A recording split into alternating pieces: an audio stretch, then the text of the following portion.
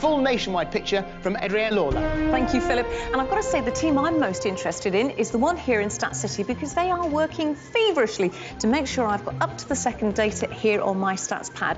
And the news is absolutely sensational, because you remember the Yorkshire Puddings who were with us on day one, been with us all the time and only dropped a single point. They were at the top of the heap, closest to the £1 million. Well, they have crashed and burned. It was hard work. I am exhausted. In fact, I feel a little bit like this bunny. What, dead and stuffed? Do you think we've made the target, though? Well, what with the noise and everything else, it was actually very difficult to keep people here. I don't know. I'll have the chicken. Well, anyway, it's about time we counted the money, and whilst we do that, take a look at the highlights from today. Well, if, like me, you've given up tracking the performance of your shares online for fear of smashing the screen in frustration, you may have thought the tide was turning. Many punters have been gaining sneaky confidence from the performance of shares like Antisoma and Powderjet, which have steadily begun to pull themselves back up the greasy pole. Hands up all those people who instinctively, without thinking, identify with a square. Right, 1, 2, 3, okay. Well, bit of a worry, because the squares are the foundation of a business that's successful. They're the things that you want to rely on, that you can fall back on, and not one of the directors is a square, so don't let us worry you. In Kuala Lumpur today, a Singaporean marksman has been named as the mastermind behind Malaysia's notorious M16 gang. Malaysian police now believe the gang numbers just 9 members, but despite this, they've gained nationwide notoriety after carrying out a series of raids with military precision using M16 rifles. Hands up all those people who instinctively identify with triangles. All right, okay, there's more. Okay, if you've got a triangle at your table or in your office, you'll know, because they're empire builders. They've got their stapler. 130 then. Say yes, Jackie.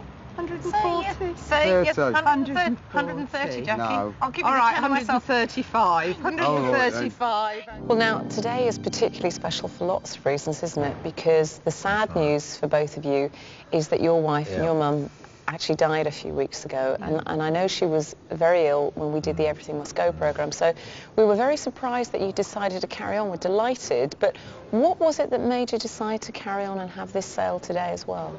Now, there is still a little bit more fun to be had in the form of gambling, which is a bit of a surprise for a bank that I've been told all day is safe and prudent and doesn't do anything at high risk. But there is a casino outside. OK, circles, hands up, all those people who would say, oh, a lot more.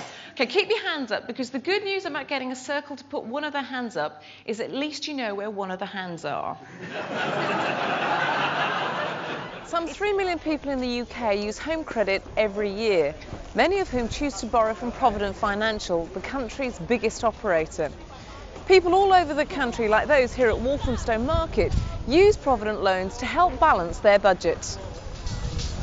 If you were going to put something different on the back of your business card, what would it be? What was your answer, Richard? Your telephone number.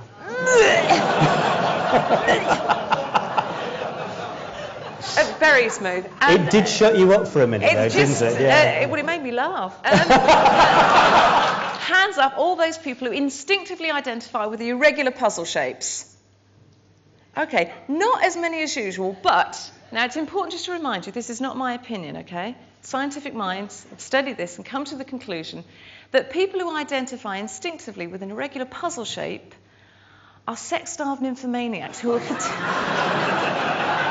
particularly rampant at conferences. So if you'd like to sit beside the circles, it could be a very interesting day. You've got some explaining to do. I know. What? There's too much. And sure enough, just then, the huge bear dropped to his knees, clasped his great big paws together and began to pray. He said, "Dear Lord, for what I am about to receive."